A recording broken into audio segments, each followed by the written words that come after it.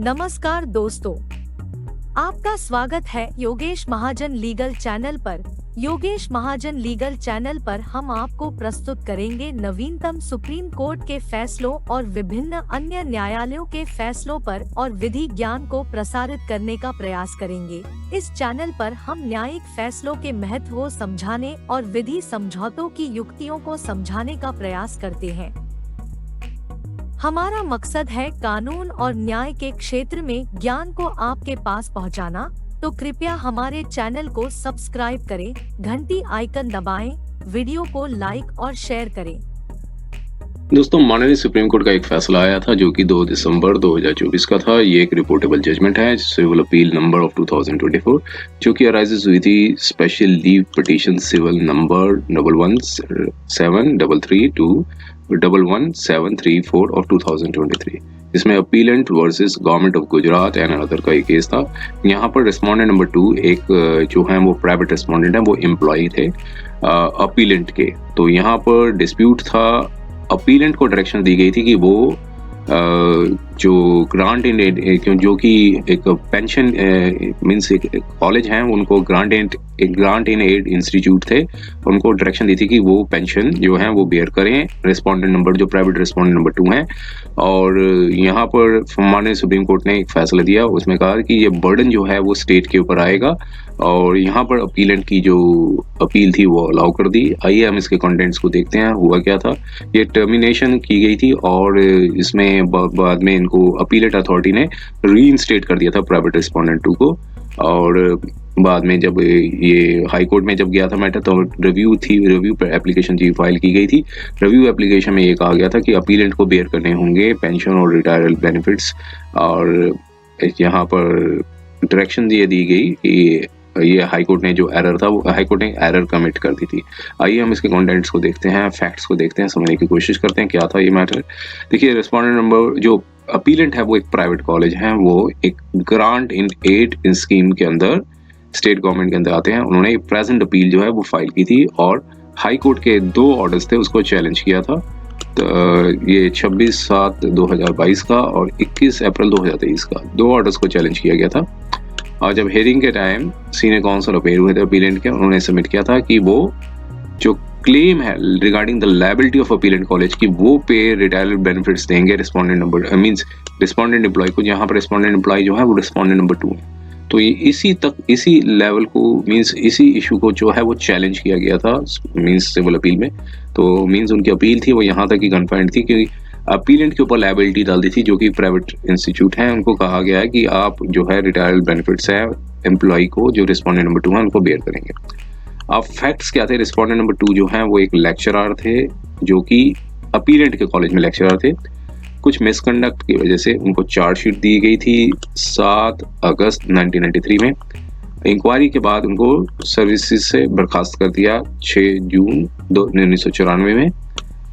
जब उनको बर्खास्त कर दिया तो रिस्पोंडेंट नंबर 2 ने एक अपील थी वो फाइल की, जो कि joint director of higher education, जो कि उनको अपीलेट अथॉरिटी कहा गया है, वो रिस्पोंडेंट नंबर 1 के अंदर आते हैं।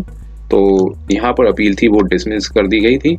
और अब फिर इसके बाद एक रिस्पोंडेंट नंबर 2 ने चैलेंज किया था हाई कोर्ट में कि जो अपील जो फाइल की गई थी जॉइंट डायरेक्टर की, वो मेंटेनेबल नहीं है, क्योंकि उसको वो अपील को सुनना था बाय दी अपीलेट अथॉरिटी द्वारा, जो कि रिस्पोंडेंट नंबर 1 है, और इसलिए वो अपील अलाउ हो गई थी 21 अगस्त 1996 में। अब उसके ऑर्डर के बाद अपीलेंट ने एक एप्लीकेशन थी हाई कोर्ट में फाइल की। उसमें ये कहा कि जो ऑर्डर उस ऑर्डर को सेटिसाइड कर दिया और मैटर जो है फिर से भेजा गया 7 अक्टूबर 1996 में।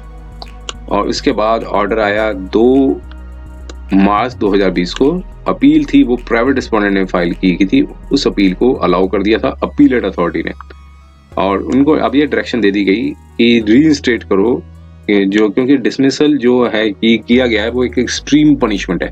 तो अपीलेट अथॉरिटी ने जो अपीलेंट है यहाँ पे उनको डायरेक्शन दी, जो कि अपीलेंट क्यों है, जो प्राइवेट कॉलेज है, उनको डायरेक्शन दी कि जो हार्श पनिशमेंट दी गई है इनको टर्मिनेशन की, तो इसलिए वापस से इनको रीइंस्टेटमेंट किया जाए। और अपीलेंट ने अब यहाँ पर चैलेंज किया था हाई कोर्ट में, और एक एप्लीकेशन थी वो फाइल की थी, और लर्नर सिंगल जज ने जो ऑर्डर आया था 30 जून 2010 को कहा कि जो प्राइवेट रिस्पोंडेंट जो है, मींस जो रिस्पोंडेंट नंबर 2 है, वो ऑलरेडी सुपर एनुएटेड हो चुके हैं, मींस रिटायरमेंट की सीमा से पार कर चुके हैं। अब जो रीइंस्टेटमेंट का ऑर्डर था वो अपहेल्ड कर दिया। हाई कोर्ट ने डायरेक्शन दी कि अपीलेंट को बैक वेजेस मिलने चाहिए 75% के एक्सटेंट पे। और अब यहाँ पर चैलेंज किया था अपीलेंट ने, एक लेटर पेटेंट अपील थी वो फाइल की थी डिविजनल बेंच में, और 26 जुलाई 2022 को अपील को डिस्पोज कर दिया, और ये डायरेक्शंस थी वो फाइल की। और उसमें ये कहा गया था रिस्पोंडेंट नंबर 2 जो है वो इंटाइटल नहीं होंगे बैक वेजेस के, और service of the respondent number 2 जो है उसे कंटिन्यूस ट्रीट की जाएगी from date of appointment till superannuation तक। और प्राइवेट रिस्पोंडेंट जो हैं वो सारे रिटायरमेंट बेनिफिट्स मिलेंगे उनको, फ्रॉम हिज जो एम्प्लॉयमेंट में थे उनको सारे बेनिफिट्स मिलेंगे। अब बेनिफिट्स थे वो ग्रांट कर दिए कि प्राइवेट रिस्पोंडेंट नंबर 2 को by the appellant as well as the state authority, means state authority को भी कहा, मींस जो रिटायरमेंट बेनिफिट्स हैं उन दोनों को बेयर करने होंगे, जो कि अपीलेंट है, और स्टेट अथॉरिटी को कहा कि 8 weeks from the date of receipt of the order with interest as per the prevailing policy in this cases. तो अब अगर साथ में ये भी कह दिया कि अमाउंट अगर 8 वीक्स तक नहीं पे किया जाएगा, मींस अपीलेंट और प्राइवेट रिस्पोंडेंट, मींस अपीलेंट और रिस्पोंडेंट नंबर 1 द्वारा जो कि स्टेट है, तो वो इंटरेस्ट लगेगा 8% पर एनम का जब तक वो पेमेंट नहीं की जाती है। अब उस डायरेक्शन को जो था वो डायरेक्शन ये बताती थी कि बैक वेजेस जो है वो रिस्पोंडेंट नंबर 2 को ग्रांट किए गए थे वो सेट असाइड कर दिया था। अपीलेंट और स्टेट को डायरेक्शन दी थी कि वो रिटायर बेनिफिट्स देंगे रिस्पोंडेंट नंबर 2 को। उस ऑर्डर को चैलेंज किया, और मींस स्टेट और अपीलेंट ने एक रिव्यू पिटीशंस थी वो फाइल की। रिव्यू जो है फाइल की गई थी जो स्टेट द्वारा, वो अलाउ कर दी 21 अप्रैल 2023 को, और डायरेक्शन दी कि अपीलेंट जो है वो लायबल हैं वो टू पे द रिटायरल बेनिफिट्स, अपीलेंट को रिटायरल बेनिफिट्स देने होंगे। और ऑर्डर था वो मॉडिफाई कर दिया। वो ऑर्डर क्या मॉडिफाई किया उसके यहाँ पर एक्सट्रैक्ट किया हुआ है। अब उससे मॉडिफिकेशन को चैलेंज किया कि जो डायरेक्शन जो है वो इशू की गई अपीलेंट को कि वो रिटायरल बेनिफिट्स देंगे प्राइवेट रिस्पोंडेंट को, तो उसको यहाँ पर माननीय कोर्ट में चैलेंज किया है सुप्रीम कोर्ट में। काउंसिल ऑफ पेयर अपीलेंट के उन्होंने सबमिशन दी कि जो ऑर्डर जो पास किया गया था हाई कोर्ट ने कि वो कॉन्सोनेंस नहीं है एज पर द स्कीम, जो कि रिटायरल बेनिफिट्स दिए जाते हैं to an employee of the aided institute. और अबव पैराग्राफ्स थे जो स्कीम के वो ये बताए गए हैं।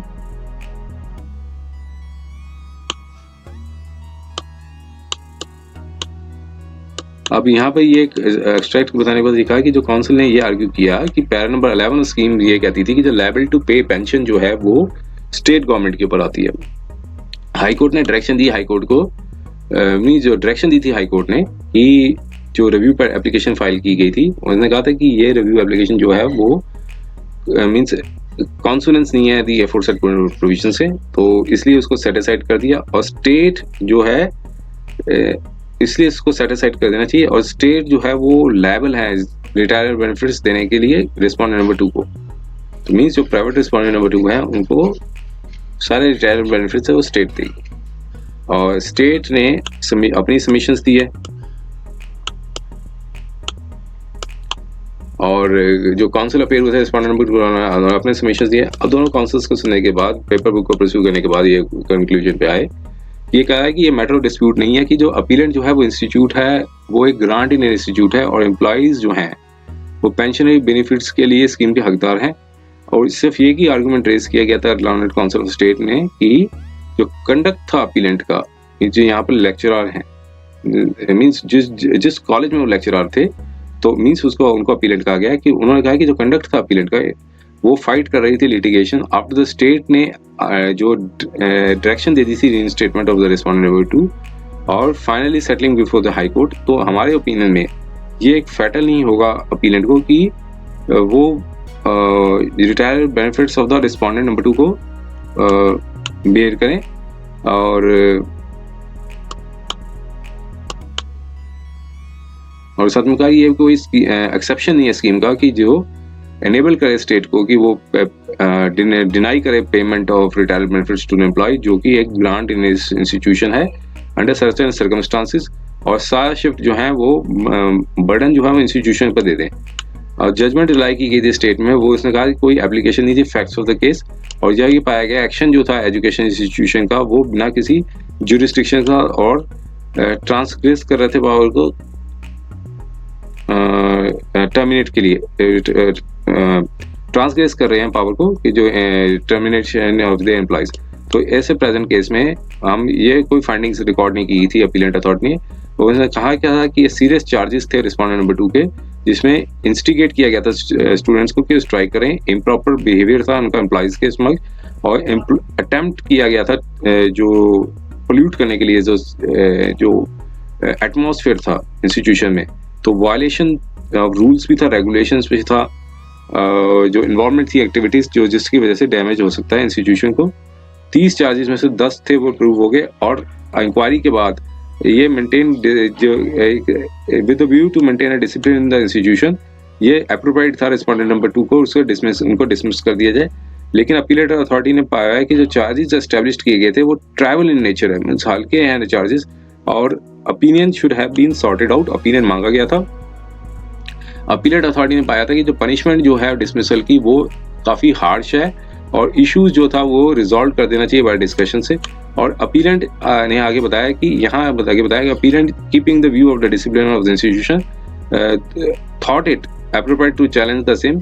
ऐसे सर्कमस्टांसिस में कहा कि ये ओपिनियन नहीं बनता है कि जो कंडक्ट था वो जो बर्डन जो है रिटायरमेंट बेनिफिट्स का वो डिलिंक्वेंट एम्प्लॉय के जो बर्डन है वो बेयर करे, means it is not the, साथ में कहा कि ओपिनियन नहीं था अपीलेट अथॉरिटी का या कोर्ट का कि वो एक्शन लें, जो एक्शन जो लिया गया है अपीलेंट ने अगेंस्ट द रिस्पोंडेंट नंबर 2 बिना किसी ज्यूरिसडिक्शन के, जो एक डिसीजन आई थी एजुकेशन सोसाइटी तुमसार एंड अदर्स की, ये रीजन मेंशन करते हुए अपील को अलाउ कर दिया था। जो इम्पीच्ड ऑर्डर था 21 अप्रैल 2023 का जो पास किया गया था हाई कोर्ट ने, जिनमें रिव्यू एप्लीकेशन थी स्टेट की वो अलाउ कर दी थी और डिसमिस कर दी थी review application filed by the appellate, और यहाँ रिव्यू एप्लीकेशन जो थी उसे अलाउ कर दिया।